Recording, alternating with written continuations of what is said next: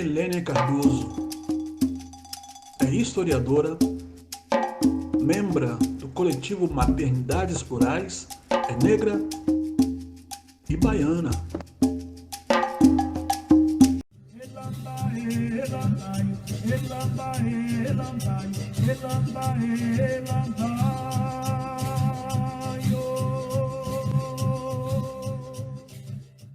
Ela é baianissimamente soteropolitana, licenciada em História pela Universidade Católica de Salvador, pós-graduanda em História da África e Cultura Afro-Brasileira pela FACIBA, professora de Ensino Fundamental 2, organizadora do Sarau Marechal e cofundadora da página Maternidades Plurais.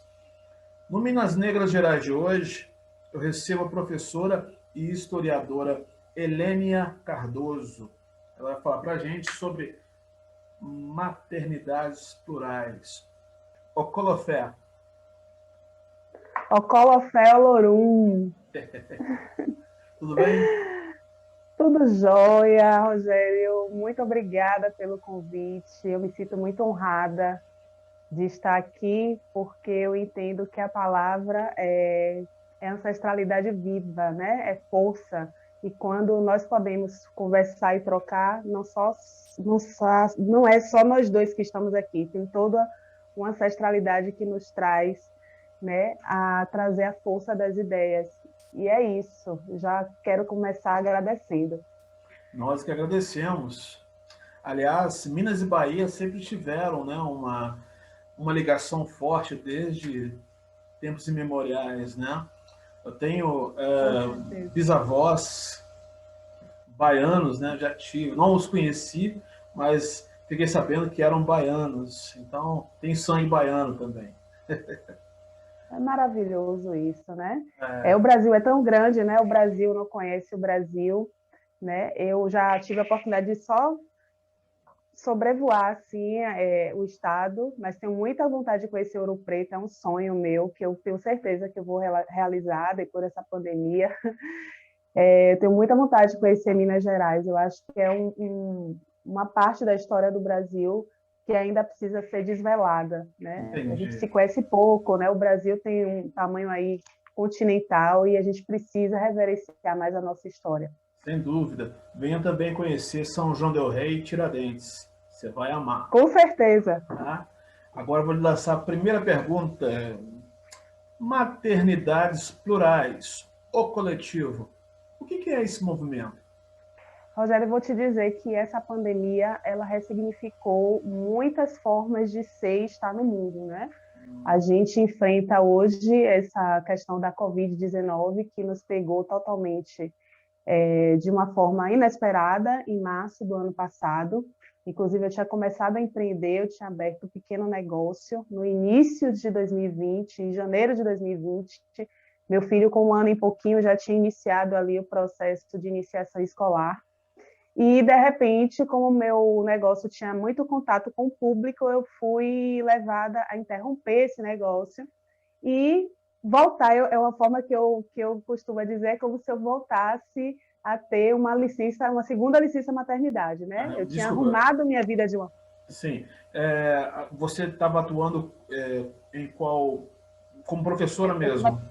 Não era como professora. Eu estava trabalhando no segmento da beleza, porque eu também sou tecnóloga em gestão empresarial, então eu tenho também conhecimento nessa área. Durante muitos anos eu trabalhei no mundo corporativo mesmo. Na verdade, agora nessa pandemia que eu retomei com a educação, para você ver como a pandemia, né, nos reposiciona diante da vida, né? Inclusive a questão profissional. A gente sabe que os índices de desemprego estão muito grandes, mas são uma forma também de me reinventar. Eu já queria voltar, né, para a sala de aula, mas eu não estava encontrando uma maneira de fazer isso, e vamos dizer que a pandemia me trouxe novamente essa oportunidade. Então, como eu vivi, a princípio, em casa com meu filho, né, e foi justamente no mês de maio que eu e uma amiga minha de longa data, a gente estava em casa cuidando das crias, e aí a gente pensou em fazer uma live para comemorar o Dia das Mães, no Dia das Mães do ano passado. Só que ela, não, vamos fazer na verdade, uma página falando sobre maternidade preta, maternidade real, o que você acha? Aí eu falei, o que você acha do nome Maternidades Plurais? Ela achou o máximo, a gente registrou a página, mesmo sem foto de perfil nem nada, a gente não sabia muito bem o que a gente ia fazer, mas que a gente queria falar, contar nossa história, nossas próprias narrativas. Sim. Não houve a live de comemoração do Dia das Mães, porém, a gente se juntou um arsenal de mulheres com diversidades incríveis em relação à maternidade, inclusive até mesmo a não maternidade, falando sobre aborto, sobre... por exemplo, nessa pandemia, eu tive a oportunidade de conversar com Mirtz, a mãe de Miguel, que teve a filha do seu filho ceifada durante esse período aí de pandemia.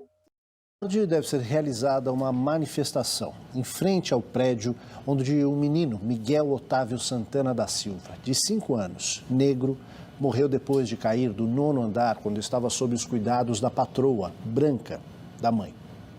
O edifício fica num condomínio de luxo na cidade do Recife. Pois é, infelizmente 2020 foi um ano devastador, não só para mim, mas para muitas famílias, pela questão do Covid, muitas pessoas perderam seus entes queridos por Covid. Infelizmente eu perdi meu filho para irresponsabilidade, por preconceito. E realmente meu filho tinha um sorriso muito lindo. Meu filho em si era muito lindo, não é porque eu sou mãe, né? Que mãe é mãe, mas meu filho era uma pessoa muito linda, tanto por dentro quanto por fora. E aí a gente tem lá no Maternidades Plurais um mosaico de uma diversidade de posicionamentos e vivências sobre ser mãe e vivenciar essa experiência. Maravilha. Na sua opinião, quais seriam as melhores formas de lidar com diversidades no atual cenário brasileiro? Da maternidade? Exato. Primeiro, Rogério, eu acho importante a gente entender de que maternidade a gente está falando, né? É muito importante, a gente tem que entender a compreensão da construção desse país e se perguntar de que mulheres, de que famílias e de que maternidade a gente está falando. Por exemplo, eu sou uma mulher preta, né? E sou mãe de um menino preto. E eu vou te dizer que a minha consciência racial ela se potencializou quando eu tive a certeza que eu iria ter um menino. Foi ali que acendeu todos os prismas que eu estava numa sociedade altamente genocida e que tem como alvo corpos pretos masculinos. Então, isso me deu um clique, vamos dizer assim, para a militância antirracista real. Eu já tinha essa construção, mas ela se acendeu de uma forma mais latente quando eu me tornei mãe de um menino preto, onde a gente sabe que o nosso sistema ele tem corpos pretos como alvo. Então, assim, eu percebi que eu tinha que fazer alguma coisa nesse sentido de estar me potencializando e potencializando outras mulheres no sentido de estar no combate antirracista, antimisoginia e construindo a sociedade que a gente quer que os nossos filhos desfrutem efetivamente. Então, quando a gente vai falar de maternidade, a gente tem que perguntar que maternidade é essa? É uma mãe mineira, é uma mãe baiana, ela é branca, ela é preta, que classe social ela pertence, ela tem acesso à universidade, não tem, que tipo de trabalho ela exerce. Então, assim, existe várias interseccionalidades, que são avenidas identitárias, que vai, muitas das vezes, determinar ou vai, pelo menos, desenhar alguns cenários para essa mãe, para essa família. Então, é importante a gente saber de que maternidade a gente está falando. Super importante, super importante. Agora, olha só, lá pelos idos dos anos 90, quando a internet ainda estava nas suas preliminares, né, globalmente, em especial aqui no Brasil, o lema era encurtar o tempo e as distâncias. Entretanto, a gente não tinha a menor ideia da possibilidade de uma pandemia global há pouco mais de 2 décadas, né, a seguir. Partindo desse princípio, qual o seu ponto de vista sobre a função da internet nesses tempos difíceis, em especial no cotidiano das mães brasileiras? Pronto, pergunta bem desafiadora, né? Eu fico às vezes me perguntando como estaríamos nessa pandemia agora sem a internet, né? A internet é uma ferramenta maravilhosa que a gente precisa ter sabedoria para poder utilizar, né? Ela encurta realmente tempo e distância, mas, ao mesmo tempo, eu percebo que, como não existe uma sabedoria, eu estou falando em nível de senso comum, de utilizar essa ferramenta da melhor forma possível para poder estar se munindo de boas informações, de fontes seguras, e poder potencializar outras pessoas e dividir conhecimento, eu percebo que ainda fica muito nas bolhas, tá? Infelizmente, a gente está num país que voltou aos índices de fome, e a gente percebe que o acesso à internet ela é um privilégio, ela não deixa de ser um privilégio.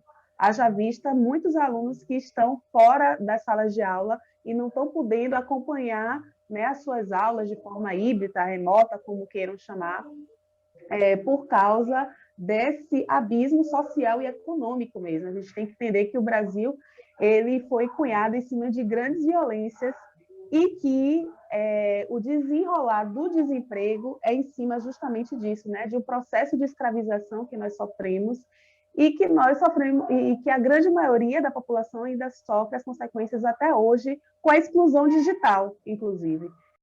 O número de crianças e adolescentes sem acesso à educação no Brasil saltou de 1.100.000 em 2019 para mais de 5 milhões em 2020. O dado faz parte de um estudo lançado nesta quinta-feira pelo UNICEF, o Fundo das Nações Unidas para a Infância, em parceria com o Centro de Estudos e Pesquisas em Educação. Sob o título Cenário da Exclusão Escolar no Brasil, um alerta sobre os impactos da pandemia da Covid-19 na educação, o levantamento detalha que no ano passado, o número de brasileiros com idade entre 6 e 17 anos fora da escola chegou a 1,5 milhão. A suspensão das aulas presenciais e a dificuldade de acesso à internet e à tecnologia, entre outros fatores, fizeram com que esse percentual aumentasse ainda mais. Eu creio que a falta de educação em massa de qualidade, pública de qualidade, faz com que muitas das vezes o senso comum, a grande maioria das pessoas, não utilizem a internet da melhor forma possível, se munindo de informação de qualidade e também criando conteúdos, questionando e potencializando outras pessoas. É uma ferramenta muito poderosa, mas, ao mesmo tempo, se não for bem direcionada, bem utilizada, ela pode ser muito destrutiva. Haja vista as fake news, né? Informações vazias que não constroem nada, né? E que não enaltecem pessoas que estão aí também produzindo conteúdos como, por exemplo, você. Então, assim, é um trabalho de educação de base mesmo. Primeiro, a gente aprender a ler, né? Ter o gosto pela leitura, ter senso crítico e, assim, poder utilizar essas ferramentas da melhor forma possível. Maravilha. Pegando um gancho no que você acabou de dizer, o projeto Maternidades Plurais já conta com mais de 1.000 membros, né? Além de vocês discutirem políticas afirmativas, estariam vocês também colocando isso em prática? Caso sim, quais resultados já obtidos no projeto de vocês?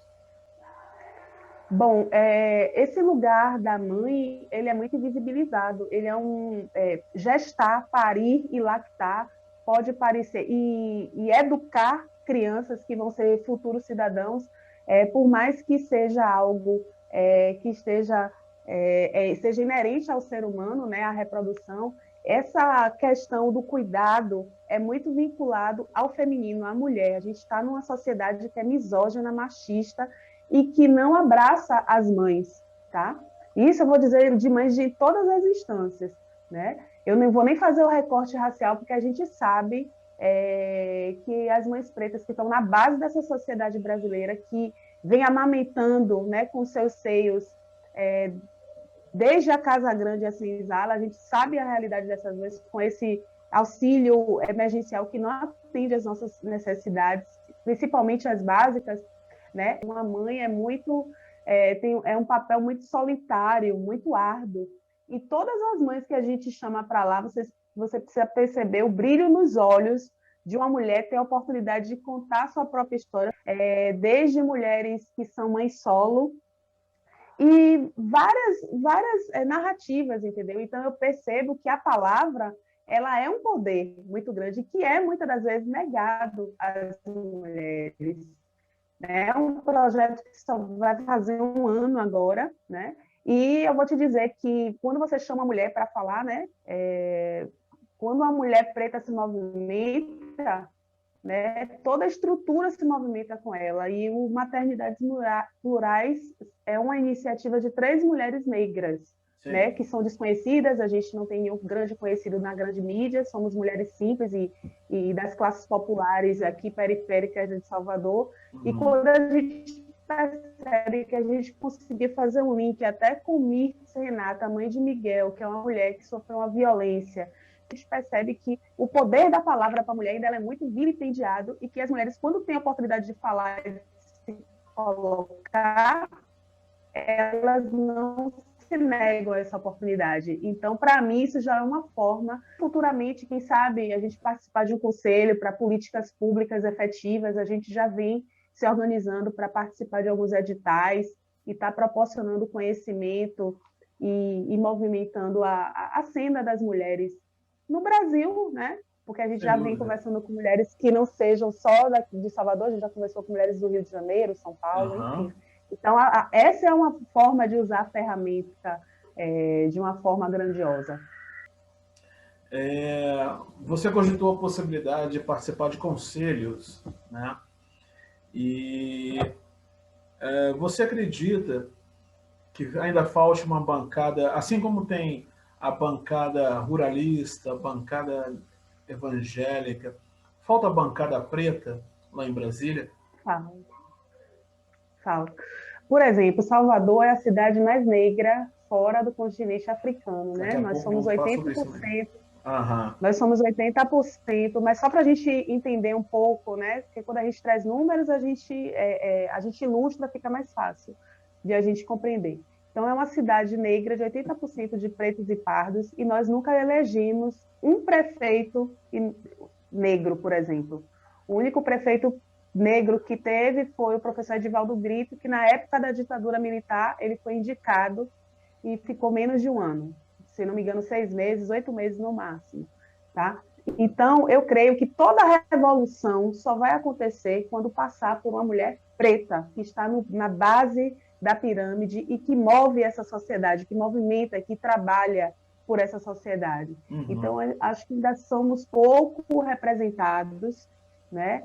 Haja visto uma cidade que tem 80% da população negra e não colocam pessoas pretas para serem vereadores, para serem prefeitos. Eu acho que isso representa muito o racismo estrutural e de um trabalho educativo que ainda precisa ser realizado. Né? Muito bem. Então, eu percebo isso sim, que a gente precisa ainda se movimentar e ocupar os espaços de poder. A gente já é bem representado nas artes, quer dizer, temos muitos artistas negros, temos muitos esportistas negros, mas a gente precisa ocupar espaços de poder nas universidades, nas prefeituras, nos estados e também em Brasília. Eu sinto falta, assim, acho que ainda falta muito para a gente chegar lá. Estamos a caminho. Falando ainda em Salvador, vou fazer uma provocação aqui. Salvador é uma cidade racista. Como é que o racismo estrutural se apresenta na cidade com o maior número de população negra fora da África? E como é que vocês lidam com isso?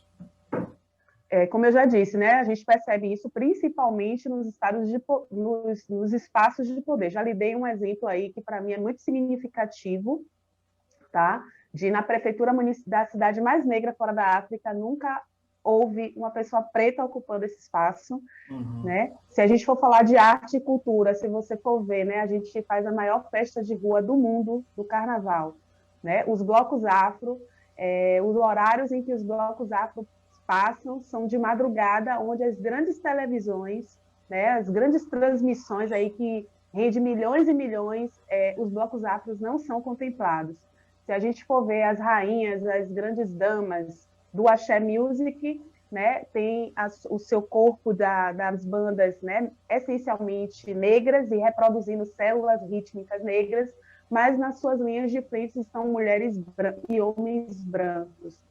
Então, é uma cidade desigual, é uma cidade caótica, é uma cidade essencialmente racista e, ao mesmo tempo, ela respira tanta cultura, tanta arte, tanta belezas naturais e geográficas, que Salvador é essa cidade que se falta tudo, mas também transborda, né? Então, eu sou suspeita para falar, porque eu amo essa cidade de coração, sou nascida e criada aqui, porém, eu consigo hoje verificar essas mazelas em todas as instâncias, desde a política à cultura, né, de que nós, pessoas pretas, ainda estamos muito distantes dos espaços de poder para poder direcionar essa cidade.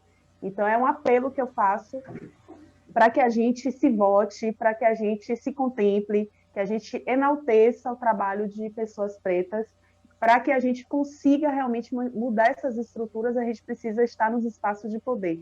Não tem como fazer revolução sem estar em espaços efetivamente de poder. Essa é uma mídia alternativa e a gente está colocando nossa cara preta aqui, mas a gente precisa também estar nos espaços de poder. Esse é um lema que eu venho carregando e venho impulsionando homens e mulheres, a gente está pegando na mão, fazendo o que nossos antepassados faziam, né?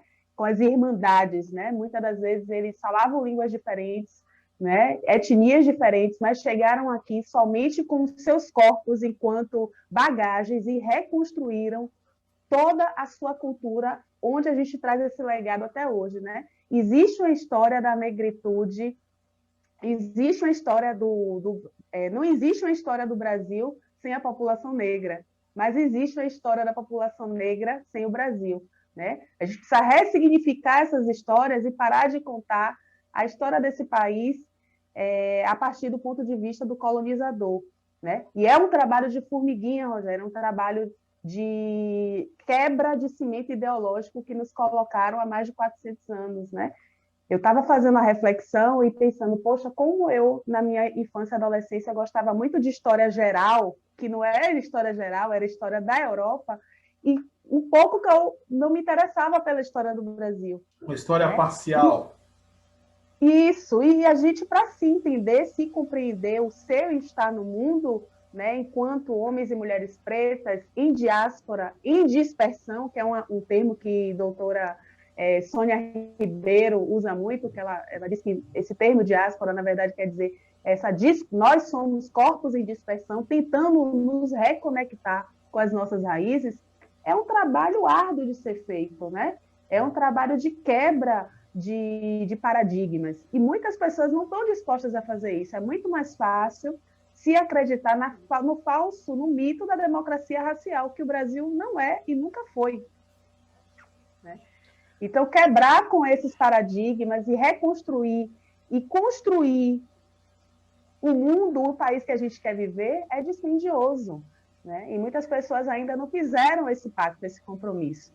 E quando a gente vê espaços como esse, a gente percebe que existem essas brechas no sistema e que a gente vai hackeando e vai ocupando e vai ressignificando. Estamos aqui para isso, né? Vamos nos unir, né? Lançar nossas sementes para as futuras gerações. Né? Vamos falar um pouquinho agora. Você é organizadora do Sarau Marechal, aí em Salvador também. Como é que é esse projeto? Fala pra gente. Eu digo que esse meu despertar político efetivo, essa foi a minha primeira iniciativa, né?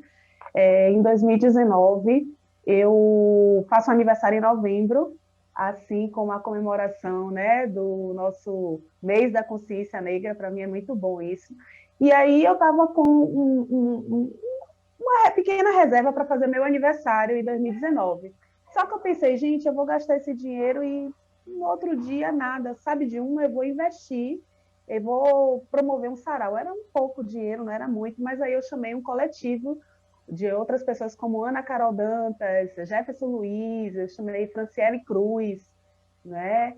E escritores e poetas aqui da região de Salvador, nesse bairro que é periférico, é próximo do subúrbio ferroviário de Salvador, Marechal Rondon, faz fronteira. E eu falei assim, amigos, vamos fazer um sarau. Eu não tenho nem noção como é que faz, mas se vocês colarem comigo, dá para a gente fazer. E foi um evento lindo, né, em 2019. foi presencial maravilhoso, teve lançamento de marca de roupa afro, teve música, teve poesia, teve teatro, o pessoal do Dandara Guzmão, que é um grupo de teatro aqui da Universidade Federal da Bahia, da UFBA, fizeram encenações, né? Então foi assim, foi muito legal, né? E também a juventude aqui da região, do bairro, né? Com o movimento hip hop também somou e colaram e declamaram o seu ritmo e poesia. E eu me senti muito feliz de assim, ter tido essa ideia e ter pessoas que colaram comigo e fizeram acontecer. Ele aconteceu em 2019, como eu disse, de forma presencial, a gente aglomerou, né? Foi muito interessante. E em 2020, para não deixar de fazer, eu fiz ele de forma virtual, né? Junto com a Ana Carol Dantas, a gente promoveu alguns debates e também arte, através da plataforma Instagram, né? Tá lá no meu perfil pessoal, @Elenia_Cardoso. E esse ano vamos ver, né? Se não der para fazer presencial, a gente vai fazer sim de forma virtual, mas a gente não vai deixar a arte parar. Estaremos a arte lá. e a consciência negra. Por favor. Muito bem, minha querida. Estamos chegando ao fim da nossa entrevista. Minas Negras Gerais lhe agradece de coração pela sua participação. Parabéns. Você fala com muita clareza, tem muito conhecimento, e eu agradeço por você compartilhar desse conhecimento com a gente. Tá? E com certeza muita gente vai se beneficiar do que você disse aqui hoje. Tá bom? Eu queria, antes da gente fechar, que você deixasse uma mensagem para todos os pretos e pretas no Brasil afora. Diga lá. Tem uma frase do Milo Fernandes que eu gosto muito, onde ele diz, né, que o Brasil tem um enorme passado pela frente. E eu faço um convite, eu conclamo a todos os homens e mulheres e crianças e adolescentes pretos que mergulhemos mais na nossa própria história, que a gente suleie o nosso pensamento. O que é sulear? Fazer o caminho de volta, né? Fazer essa travessia de volta a essa África, né? Onde vieram tantos reis, tantas rainhas, e a gente saber que essa mão de obra que veio construir a sangue e suor e lágrimas, mas também muita alegria, era uma mão de obra altamente especializada, tá? Que lançou as bases desse Brasil, e que se esse Brasil ele é tão grandioso e rico, porque o nosso país é rico, essa riqueza ainda só não veio para as nossas mãos, saber que tudo isso perpassa pelo sangue e pelo suor negro, que a gente erga as nossas cabeças, vamos nos munir cada vez mais de conhecimento, enaltecendo trabalhos como o de Rogério, como os Minas Negras Gerais e tantos outros homens e mulheres pretas que estão produzindo ciência, arte, cultura e fazendo esse xirê, né, essa roda girar, né, através da oralidade, trocando, enaltecendo e potencializando toda a nossa força através da nossa ancestralidade. Então, gratidão por essa oportunidade, eu me sinto muito honrada de estar aqui dividindo e conhecendo você, e gratidão, a palavra é essa, gratidão. Nós também dizemos gratidão. Muito bem. Elenia Cardoso, baianíssima de Salvador, é prova de um brasileiro Salvador, que dá muito certo. Força pra gente. Gratidão, irmão. Inscreva-se no canal, dê o seu like e compartilhe com seus amigos. Os tambores de Minas soaram, seus tambores nunca se calam.